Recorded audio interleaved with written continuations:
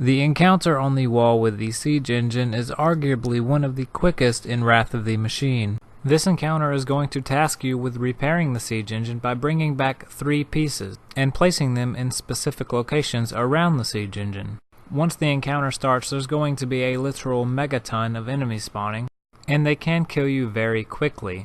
While all of these enemies are coming at you, you're going to need to have your team be shooting the turrets on the top of the siege engine.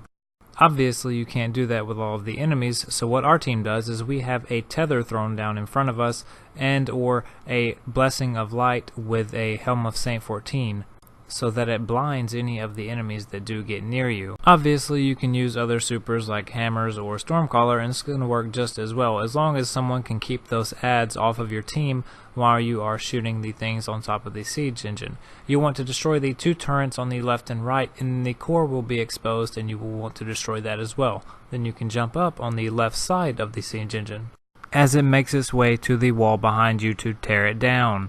Keep in mind you can jump off the back of the ship to get revives and ammo if necessary, but do remember that you cannot go underneath the ship or it will instantly kill you. Now this next section is where we are going to retrieve our 3 pieces. There are 3 sections on the ship that need to be repaired with their corresponding pieces. You cannot place an incorrect piece in the incorrect slot. So know that if you do walk next to something and it says hold square, that's where the piece goes and you can place it in there. So at this point the wall has come down and you will see another long stretch of wall here. You'll want to make your way all the way down to the other side where you will see a bunch of enemies. You want to kill those, and upon killing the major captain, all 3 pieces will drop.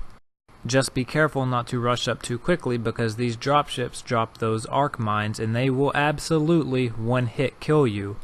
For this encounter, I'm going to highly recommend you use the raised ladder. There's going to be lots and lots of major captains spawning, and they need to be taken down as soon as possible.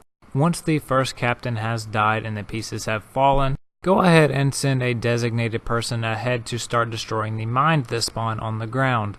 Your team needs to carry these pieces back to the ship as soon as possible, and these slow motion mines will obstruct that very easily.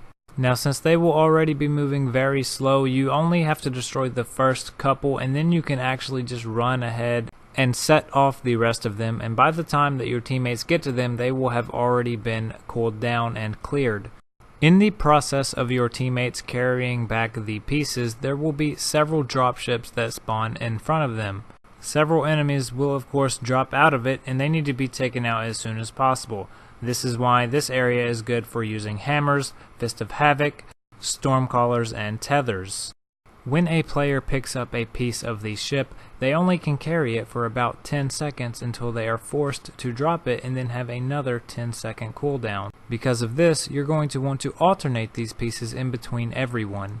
That way the pieces remain moving closer and closer to the ship, because you are timed in this section. When the pieces get about halfway, there's going to be a lockdown occur on the siege engine. One of your players is going to want to come up here and kill the following captain on the top of the ship, as well as most of the enemies if possible. These enemies do not have to be killed, but they probably should be as your team approaches the ship. Killing the captain will open up a ramp that the players can then carry the pieces up to their respective locations. And since the players can't get on the ship until that ramp is down, it's very important that that gets done as soon as possible. Once the ramp is down, go ahead and have everyone on your team start working together to move the pieces up the ramp. The piece I'm currently holding is the drive shaft, and it goes immediately on the right. Keep in mind you can push other players very easily with your body and or with your swords. This can either hinder or help your team move the pieces depending on how well you use it. The warhead will go in the middle, and the last piece, the engine block, will go on the back left. Once all 3 pieces have been placed, the engine will be repaired and you will make your way to break down the next wall. This will mark the end of the encounter, and your loot will await you at the next area. For this encounter you can get the chest and the legs, and also the rocket launcher. There is also a chest in the next area, so be sure to bring your Siva cache keys or your Siva key fragments. I'm not going to spoil what happens next, so enjoy the next area with your team, and I will see you in the next video. Peace out.